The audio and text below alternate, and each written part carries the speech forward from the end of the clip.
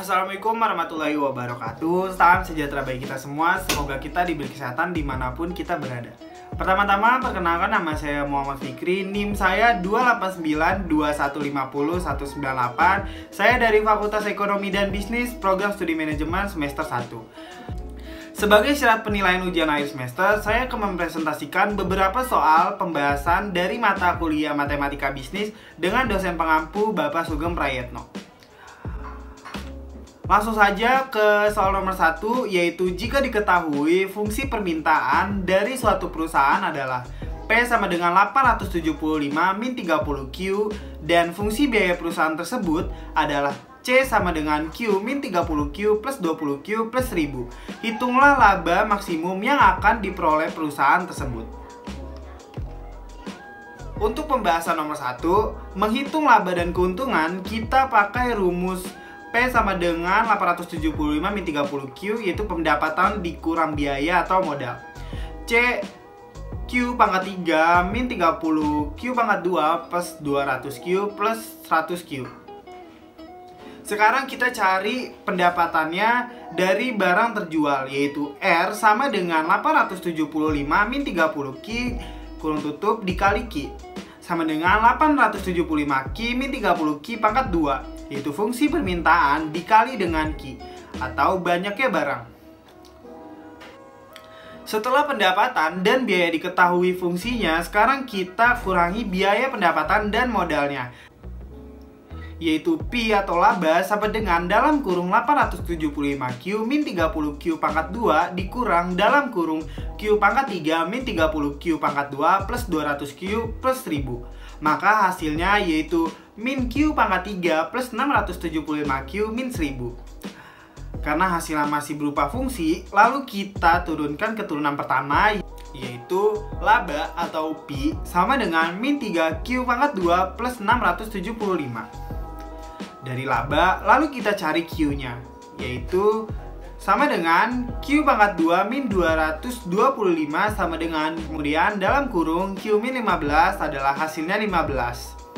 Dibagi kedua-duanya sama dengan 225 didapatkan dari akar kuadrat 15 dikali 15. Q disimpulkan 15, maka kita substitusikan ke fungsi dari permintaan biaya laba keuntungan. Maka hasilnya permintaan P sama dengan 875 min 30, lalu kita masukkan Q-nya yaitu 15, jadi hasilnya sama dengan 425. C sama dengan dalam kurung 15 akar 3 min 30 dalam kurung 15 akar 2 ditambah 200 dalam kurung 15 ditambah 1000. Hasilnya yaitu 625. R sama dengan 875 dalam kurung 15 min 30 dalam kurung 15 pangkat 2 sama dengan 6375.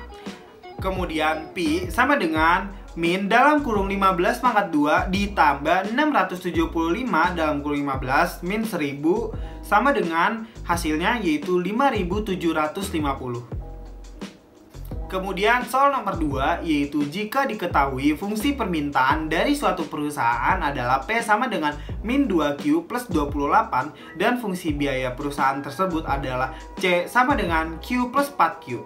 Hitunglah tarif pajak yang sebaiknya dikenakan pemerintah kepada pengusaha agar pemerintah memperoleh total pajak maksimum secara total pajak maksimum yang diperboleh oleh pemerintah. Karena yang ditanyakan adalah tarif pajak, maka setiap keuntungan yang diperoleh perusahaan akan dikenakan pajak per barang.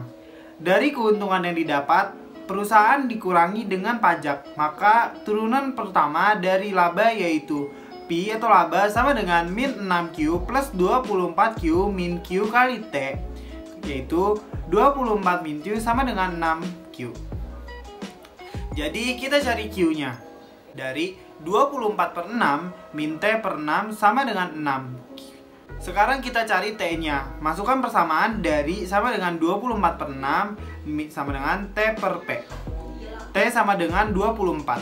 T adalah harga pajak yang harus dibayarkan perusahaan per satu barang. Kalau total pajaknya berarti 24 kali 6 sama dengan 144, jadi pajak yang harus dibayarkan atau dikeluarkan jika menghasilkan 6 unit barang adalah 144. Kemudian soal nomor 3, yaitu uang sejumlah 20 juta diinvestasikan dengan bunga 8% tiap tahun. Bertambah secara kontinu, berapa jumlah uang itu sesudah 30 tahun? Menghitungnya yaitu Y dalam kurung 30 sama dengan 20 juta dikali 2,71828 dalam kurung 8 per 100 kali 30. Hasilnya yaitu Y dalam kurung 30 sama dengan 220.463.171 rupiah. Kemudian soal nomor 4. Fungsi permintaan suatu barang ditunjukkan oleh persamaan Q sama dengan 32 min 0,5 P2. Hitunglah surplus konsumen jika tingkat harga pasar 50. Untuk nomor 4, jadi surplus itu keuntungan yang didapatkan dari harga asli dengan harga kesepakatan jual beli atau selisih. Pertama, kita ubah fungsi barang menjadi fungsi suatu harga. Jadi, P sama dengan 8 min 1,4 Q. Lalu, jika disubstitusikan, jika P sama dengan 0, maka dapat disubstitusikan ke fungsi harga QE sama dengan 5,7. Jika Q sama dengan 0, maka P-nya dapat 8. Lalu, jika P atau harga kesepakatan di pasar itu 50, kita substitusikan fungsi harga, maka jumlah barang di pasar menjadi QE 30. Karena ini bentuknya berupa fungsi, jadi kita dapat menggunakan rumus integral tertentu untuk mencari surplusnya dengan batas dari harga. Keseimbangan di pasar dengan harga jual penawaran dan dikali dengan jumlah barang. Jadi surplus konsumen dari permintaan suatu barang Q sama dengan 32,05 P/2 dengan tingkat harga pasarnya 50, hasil yang didapatkan adalah 525,6. Kemudian soal nomor 5, yaitu seorang produsen mempunyai fungsi penawaran P sama dengan 2Q per 10. Hitunglah surplus produsen bila tingkat keseimbangan di pasar adalah 30. Cara menjawab soal nomor 5 yaitu sama dengan cara menjawab soal nomor 4. Kita rubah dulu dari fungsinya menjadi Q sama dengan min 5 plus 0,5 P. Setelah itu kita substitusikan jika P-nya sama dengan 0, berarti Q sama dengan min 5. Jika Q sama dengan 0, maka P sama dengan 10. Lalu jika PE atau keseimbangan harga pasar 30, maka keseimbangan pasarnya yaitu QE sama dengan 10. Selanjutnya kita substitusikan ke integral tertentu dengan batasnya. Harga keseimbangan di pasar dengan harga penawaran dan dikalikan lagi dengan P. Itu harga atau barang. Kesimpulannya, surplus produsen jika fungsi penawarannya jika P sama dengan 2Q plus 10 dan tingkat keseimbangan pasar ada 30, maka hasil akhirnya adalah 300. Itu saja yang bisa saya sampaikan. Apabila ada kesalahan dalam penyampaian, mohon dibukakan pintu maaf sebesar-besarnya. Saya akhiri, wassalamualaikum warahmatullahi wabarakatuh.